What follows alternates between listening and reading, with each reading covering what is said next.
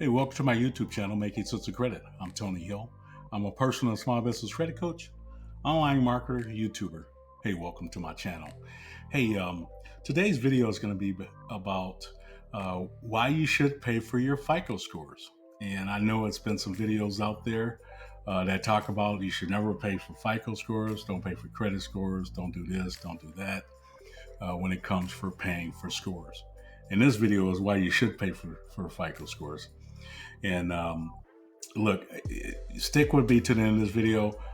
What I want you to get out of this video today is a better understanding of how paying for your FICO scores are going to give you better knowledge when to apply, when not to apply based on your different scores, whether it be your mortgage, auto, or bank scores. And I'm going to attempt to do that today. But look, before I jump into this video, please smash the like button. Hit the notification bell for upcoming content. Make a comment if you like. And most of all, share this with your friends and family if you think they can use this information. And then please don't forget to subscribe to my channel. All right, welcome. Hey, look, let's talk about FICO scores. Look, if you didn't see my other video, I talk about FICO score versions. This video is not going to be so much that, but I wanted to show you guys a little bit, the range of scores and what they mean, and so you can have a better understanding when to apply. Also, too, if you don't know and it's your first time with me, I'm not a big fan of Vantage 3.0 scores. So don't apply for anything. And I've said this on all my other videos. I wouldn't apply for anything until I had my FICO scores and the correct FICO scores, so you know what you're looking at. If you don't know, look, FICO 8 is the most widely used credit scores out there as a general score. And so you may see those all over the place. So if you have a good FICO 8 score, does that mean you should apply for a mortgage? No. If you have a good FICO 8 score, does that mean you should apply for an auto or a bank card, a credit card, or a personal loan? Not necessarily.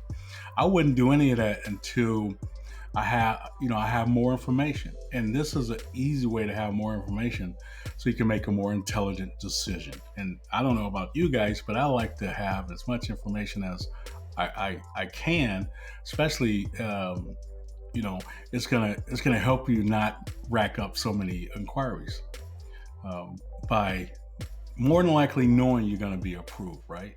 And one thing I tell my clients all the time: we aren't gonna hope and pray, cross our fingers when we apply. We're gonna be very confident when we apply for something that we're gonna be approved based on our credit scores and when it's time to apply. So look, I just wanted to show you this. This is a client scores, and this is just the different versions. This is actually on myfico.com. You can get your scores on MyFICO, all your FICO scores on myfico.com. Look, there's other places that have that sell FICO scores, but they typically go to FICO to get these scores. So why? I mean, just go right to the source, right?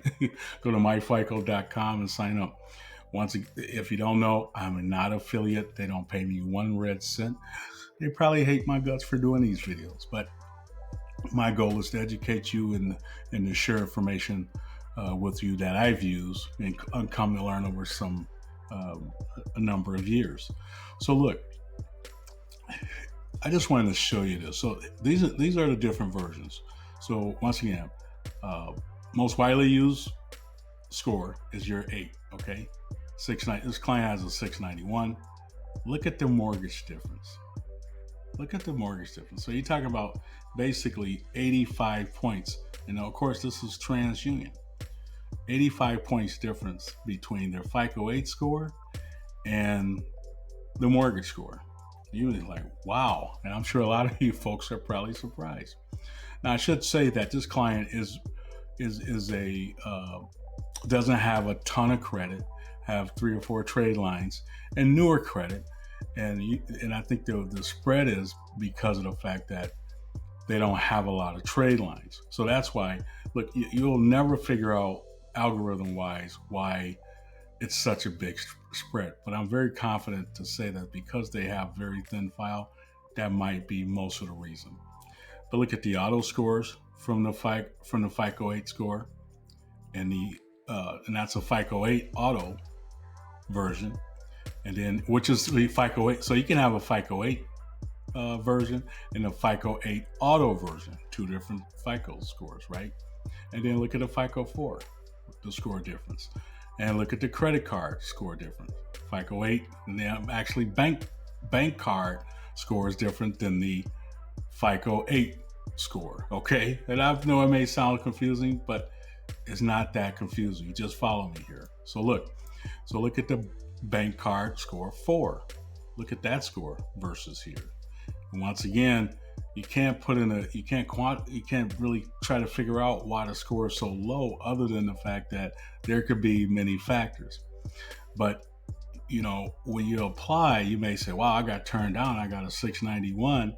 Why did I get turned down?" Well, the bank credit score that they use is totally different than what you're looking at. And then, of course, here's your FICO 9 version, which is the newly released version next to the FICO 10. And then what I found is very few lenders use, a few use FICO 9, but very few I found. So that's TransUnion. So let's hop over to Experian. Experian 698, FICO 8 score. Look at the mortgage score once again, and then the mortgage score from Experian is FICO score 2, 80-point difference. That's a huge difference, right? Look at the auto lending, and I'm not going to go through each one of these, but the thing about it, what I want you to understand is that, so if you go to your credit card and they may use like a FICO 3 or just a credit card lending overall, none of these scores I would apply for any tier 1 cards.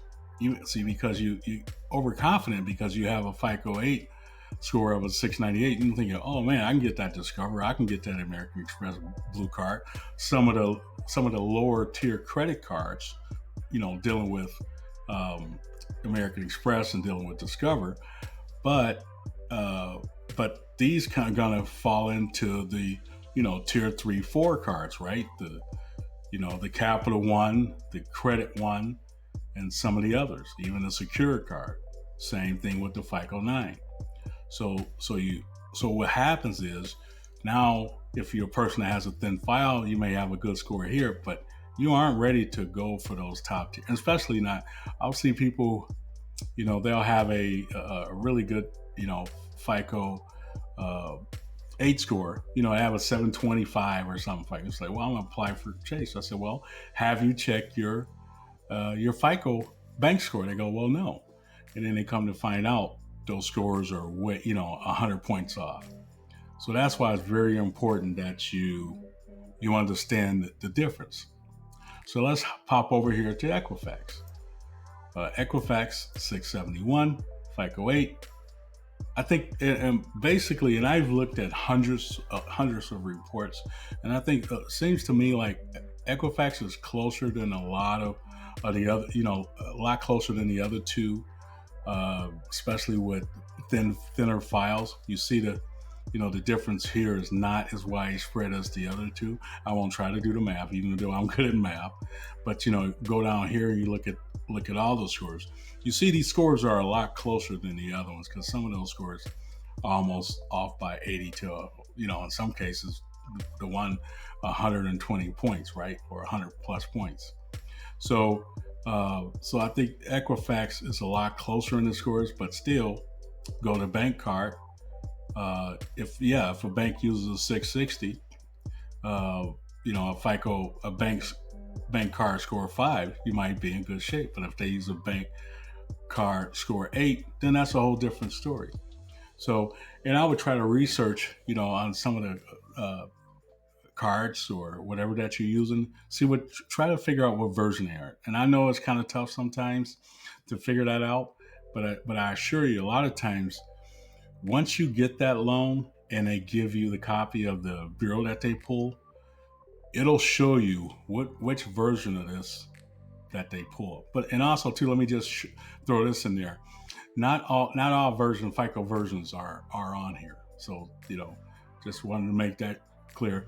When you go to myfico.com, they have 28 different FICO versions, and there are more FICO versions scores available, just to let you know. But majority, what they're trying to do is to show you that majority of what the banks are going to use, and you might see more. So when you look up here to your mortgage score, so it's like FICO score, older version, most widely used mortgage lending score. So they're telling you that's most widely used than anything, right? Just like your FICO A score, it's more widely used version. Overall, you could run into a bank and they use a FICO 8 score. Could they use that? Sure, absolutely.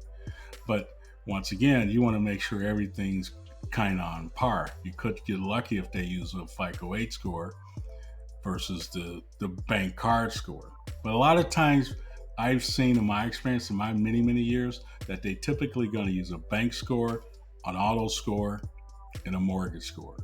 That's what my experience has led me to believe. So let me and I'm going to end this video by telling you this. The thing about it, the whole purpose of this video is so you can make a better decision before you apply, to see where your credit card score is, to see where your auto score is before you apply, to see where your mortgage score is.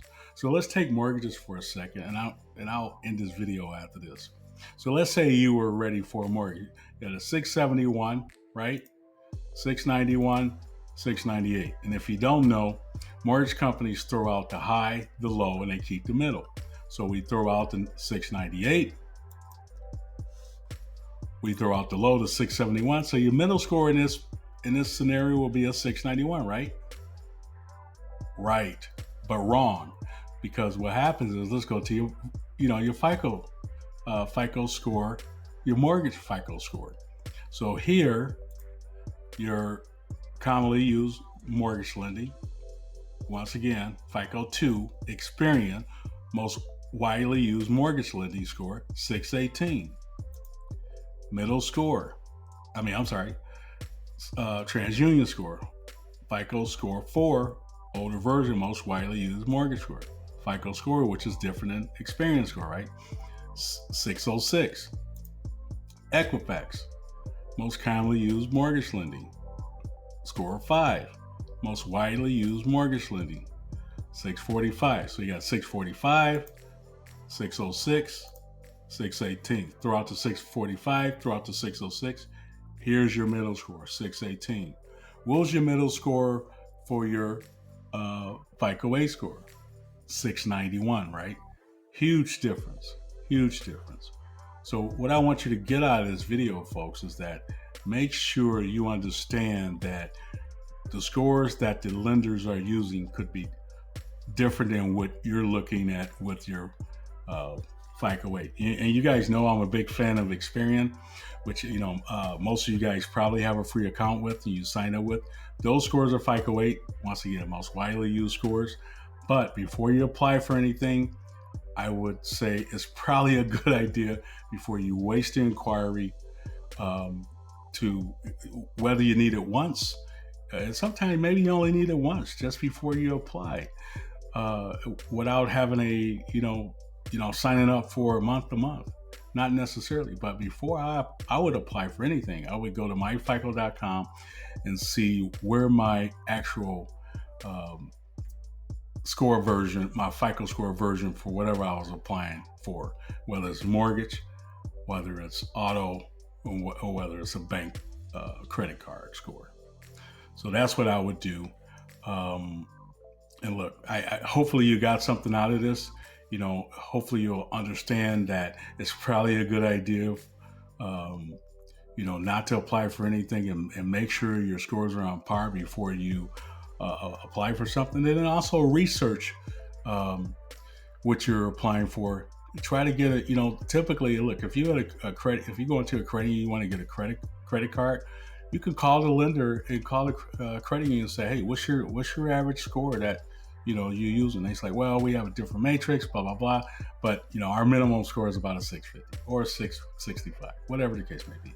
A lot of times you can find that out. You can research that. Discover card, you can research it. American Express Blue card, you can research it. Platinum cards. Most most things that you apply for, you can kind of do some research on what the qualifications are for that item before you apply and before you rack up a ton of inquiries.